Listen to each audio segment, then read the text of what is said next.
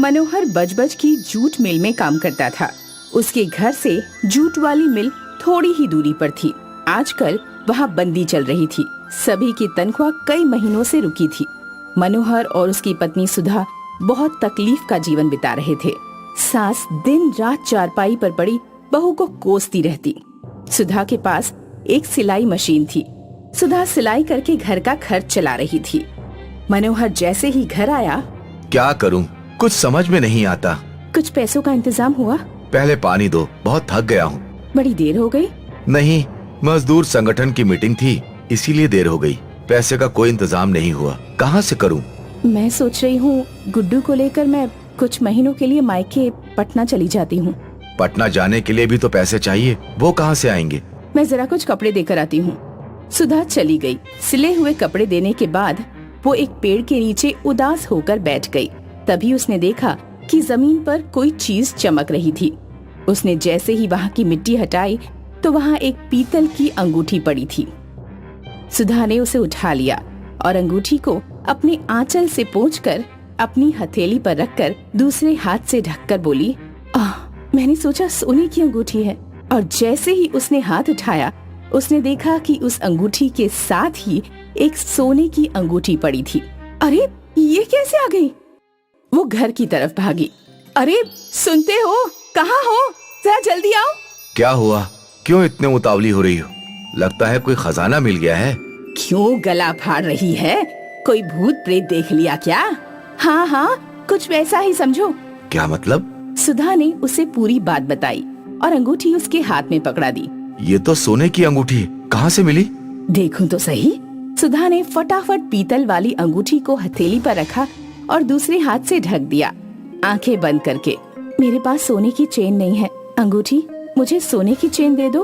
तभी उसके हाथ में थोड़ी सरसराहट हुई। उसने हाथ झटक दिया और एक मोटी सोने की चेन जमीन पर गिर पड़ी। हमारे तो भाग्य खुल गए। हाँ हाँ ठीक है, अब ये बात अपने तक ही रखना। एक चीज, बस एक चीज और। मेरे बच्चे को खाने पीने का ढेर सारा सामान चाहिए था। सुधा ने पीतल की अंगूठी उठाई, हथेली पर रखा और आंखें बंद करके बोली, मेरे बच्चे को खाने पीने का ढेर सारा सामान चाहिए। तुरंत उनके घर में कई सारी दूध की बोतल, फल, मिठाई, बिस्किट और टॉफियों से भरी एक टोकरी हाजिर हो गई। हाय राम, कितना सारा सामान है। अरे लाओ, ये अंगूठी ठीक से रख दूं, जब जरूरत होगी तभी इसको निकालेंगे। सुधा खुशी खुशी सारे काम निपटाने लगी। दोनों खाना खाकर सोने चले गए। गुड्डू का बहुत दिनों के बाद पेट भरा था, वो आराम से सो गया। सास भी आज खुशी खुशी चारपाई पर पड़ी गुनगुना रही थी। मनोहर ने वो अंगूठी अपनी जनेऊ में बांध लिया। तभी अंगूठी से आवाज आई, तुम इस अंगूठी से दिन भर में सिर्फ 3 चीजें ही मांग सकते हो, पर ध्यान रखना, जो कुछ मांगोगे उससे किसी दूसरे का अहित नहीं होना चाहिए। मनोहर अचकचा कर उठ गया। जब उठा तो पसीने से तर था। ये आवाज किसकी थी? शायद इसी अंगूठी से ही आवाज आई। ये अंगूठी तो बोल भी सकती है। सुधा, सुधा ये देखो, क्या कमाल की चीज पाई है तुमने। ये अंगूठी तो बोल भी सकती है। बहुत देर तक बात करते करते दोनों की आंख लग गई। तभी मनोहर के कान में कुछ लोगों के बोलने की आवाज सुनाई पड़ी।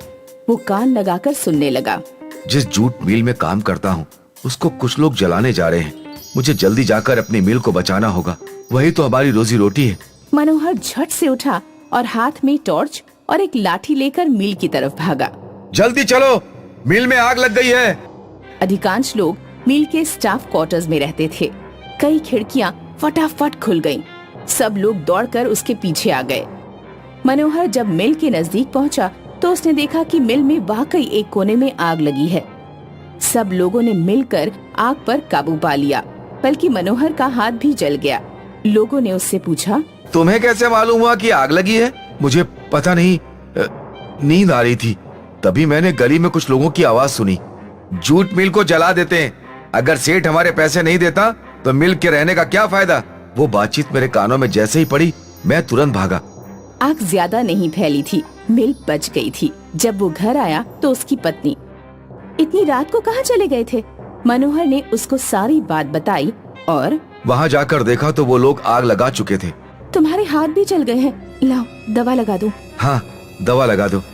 इसके बाद दोनों सो गए। सुबह सुबह ही किसी ने दरवाजा खटखटाया। खोला तो मिल के मालिक खड़े थे। मनोहर, तुम्हारी वजह से बहुत बड़ा नुकसान होते होते बच गया। तुम्हारे जैसे कर्मचारियों की ही हमें आवश्यकता है। अरे तुम्हारे हाथ तो बुरी तरह से जल गए।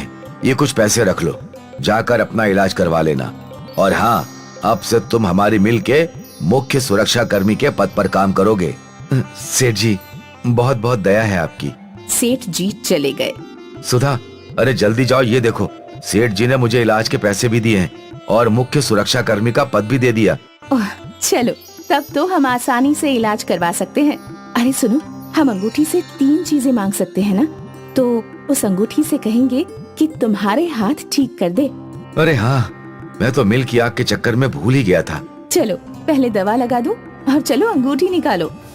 सुधा अंगूठी लेकर हाथ में रखकर आंखें बंद करके, इनका हाथ ठीक कर दो, हमें भी एक अच्छी रहने की जगह दे दो और हमारी मिल खुलवा दो। क्षण भर में ही मनोहर का हाथ बिल्कुल ठीक हो गया और तभी अचानक से मिल का सायरन बज उठा।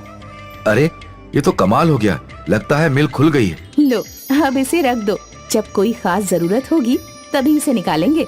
हाँ, मैं जरा देख कर आता हूँ। सही में मिल खुल गई है क्या? मिल के सामने मजदूरों की भीड़ लगी थी। सब सेठ जी की जय जयकार कर रहे थे। वापस आकर मनोहर सोने गया तो उसे नींद नहीं आई। मनोहर उठकर बैठ गया। क्या हुआ, तुम तो सोने गए थे ना, नींद नहीं आई क्या? कितने दिनों से मिल बंद पड़ी थी, जादुई अंगूठी नहीं खुलवा दिया। तूने अच्छा किया जो ये इच्छा जाहिर की। मनोहर अपनी लाठी लेकर बाहर चला गया और सेठ जी की हवेली की तरफ चल दिया। सेठ जी के घर के सामने पहुंचा तो उसने देखा कि 2 लोगों ने दरबानों के मुंह पर कुछ सुंघाया और अंदर चले गए।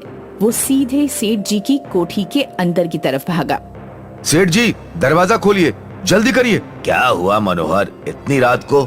सेठ जी, चोर चोर, आपकी कोठी में चोर घुसे हैं। सबने जाकर देखा तो सचमुच तिजोरी के पास 2 चोर मुंह को कपड़े से बांधे तिजोरी तोड़ने की कोशिश कर रहे थे। आहट सुनते ही सीढ़ियां चढ़कर छत से नीचे कूद गए। पकड़ो पकड़ो, भागने ना पाए। उन्होंने चोरों का पीछा किया और उन्हें दबोच लिया और सेठ जी के सामने ले आए। इनको बंद कर दो, अभी पुलिस को खबर करता हूँ। मनोहर, आज तुमने दूसरी बार हमारी हिफाजत की है। अब से तुम हमारी कोठी के पास वाले घर में ही रहोगे। मालिक, आपकी बड़ी कृपा होगी। उसी दिन सेठ जी के कहने से मनोहर कोठी के पास बने घर में रहने आ गया। अब उसके जीवन में सास का बड़बड़ाना भी अब बंद हो गया था। जादुई अंगूठी की वजह से सारे सुख आ गए थे।